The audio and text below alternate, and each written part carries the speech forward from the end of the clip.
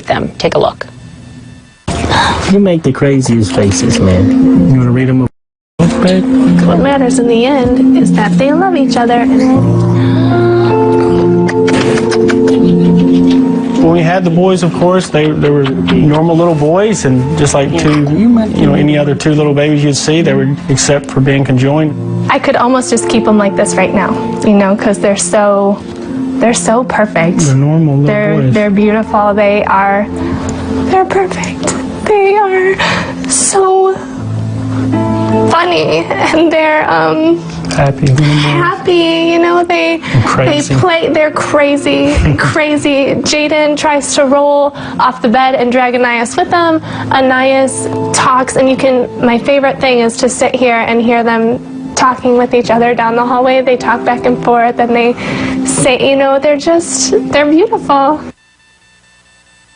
Our chief medical correspondent, Dr. Sanjay Gupta, was with the boys' parents every step of the way during their 27-hour surgery. It has now been 1 month since that happened, and Sanjay joins us now with an update. I am just can't wait to hear how they're doing, because this was his 27-hour surgery.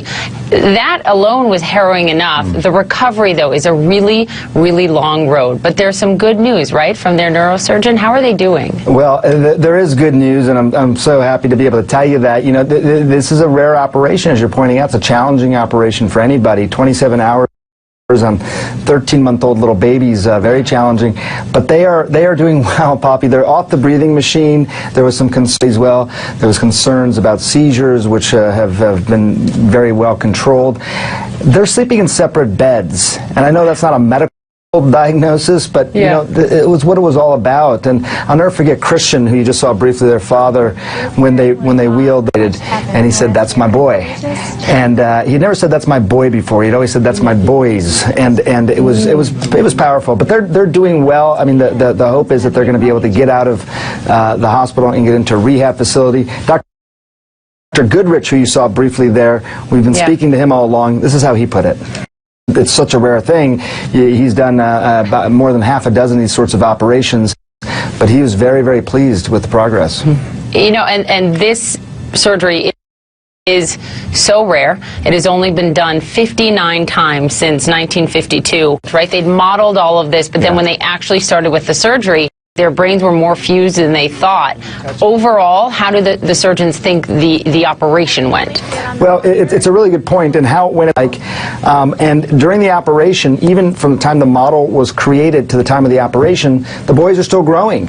The skulls and the brains are still fusing, so they saw more fusion than they expected. And there was a point, Dr. Goodrich thought, we may not be able to accomplish this. We may not be able to actually successfully separate the boys.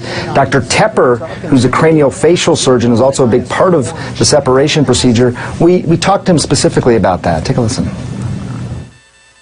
I feel relieved at this point. I think there was a lot of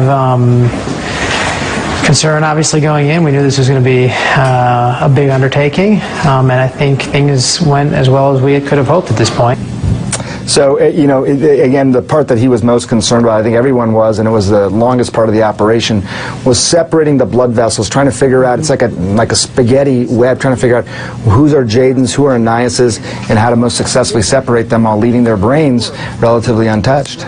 I was reading all of these doctors' first-hand accounts on CNN.com last night, Sanjay, and I just couldn't help but think these are miracle workers, and there are still a lot of there's a long road ahead, right, for these boys, because I remember you telling me right after this surgery, one of them is facing more complications than the other, right? So what's next? Yeah, there's always what is called a dominant twin and a non-dominant twin, and as you might guess, a non-dominant twin typically has greater challenges, but and that's Anais in this case, and that's who they're looking after more so.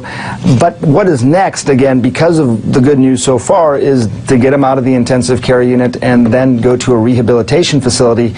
Look, Poppy, you know, because you're going through this now as a mom, but these boys are 13 months old. They never crawled, they never walked, they never sat up, they never did the things that you watched your baby do. This is a rebirth for them. In fact, Dr. Goodrich says they had a second birthday. So rehab for them is going to be learning to do all the things that that they should have been doing the first year and a half of life. So that's what's going to be next for them, and the signals are very favorable. But I also want to say, you know, all the whole team, as you mentioned, I mean, you know, this was a gigantic team of people, the nurses, the technicians, people who create these models, the radiologists. There was 40 people, 50 people sometimes in the room at one time who were all so invested in this, doing something that very few people have ever done. Yeah, it is remarkable to see, and I am so, so glad that it is going so well for these boys and for the family right now. Sanjay, thank you. All right, we'll be right back.